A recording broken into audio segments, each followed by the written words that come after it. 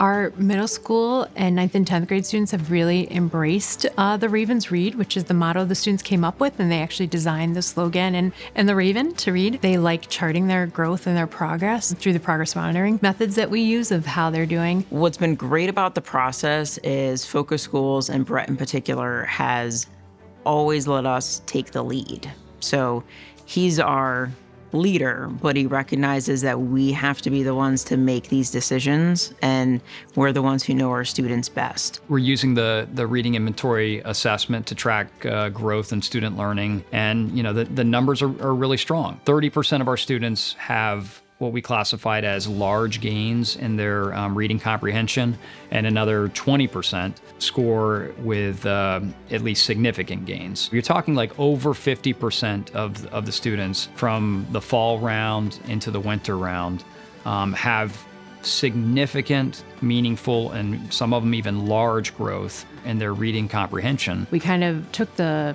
process of having an instructional leadership team that was volunteer of teachers. So all the teachers just said, yeah, I want to be part of it. And we opened it up to any teacher that wanted to be part of it. And we meet.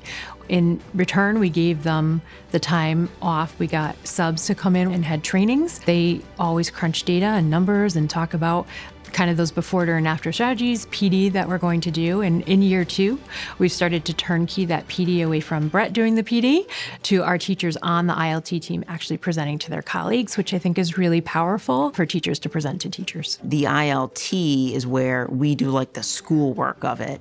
And then Brett gives us that feedback, and he's always available. Sometimes he'll come to our ILT meetings. He comes here once every couple of months. He used to come about once a month. So it really is a marriage of those two. We have our expertise within the building and actually being kind of the boots on the ground and teaching, and they have their expertise. It's always helpful to have somebody think big picture and somebody who thinks outside the box and is not in the school to look farther down the road and help guide us, but know that ultimately we have to make those decisions because we're the ones that are here.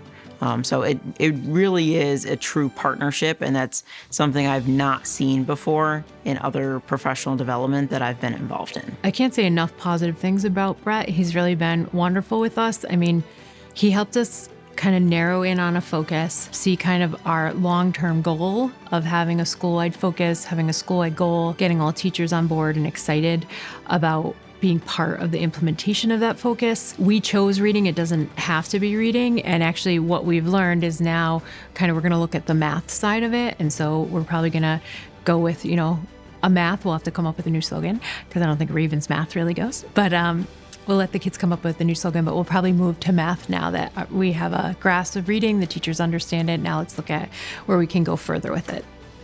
I would say for schools looking to start an initiative, be willing to dive in. Definitely collaborating with something like Focus Schools is going to make it a lot easier because you need an agency to help you with big picture, and then you can work with all the small little details. What helps us stay on track is how supportive the teachers are. So even if your goal isn't to make a big jump on your RI, you're still making sure that you can reach that goal or even go above and beyond. Knowing that going to school will help me accomplish my dreams in the future.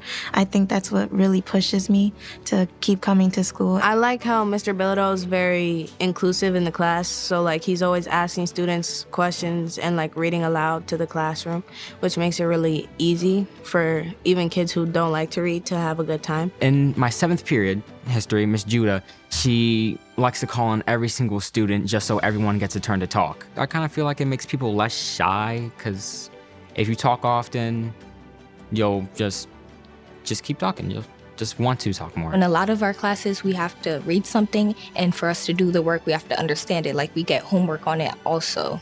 So Miss Judah in history class, we always get a lot of assignments where we have to read something and analyze it and try to understand what we're reading and tell what we got from it. I'm taking a special class called Strategic Reading. And the teacher, Mrs. Skinwitz, she helps us go through and she helps us define the words.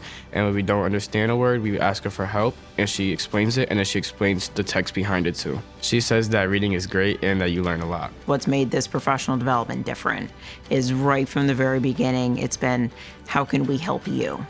Where do you see the needs? What do you need help with? And then to give us the time and the space to actually answer that question. It seems like a simple question, but when you're trying to narrow down to one focused target area, that's really hard. Normally we're like, we writing and reading and math and so that's really difficult to do. So to understand that process, I think that's what makes focus schools really stand out from other organizations, is that they understand the time that it takes to successfully roll out initiatives to achieve greater student success.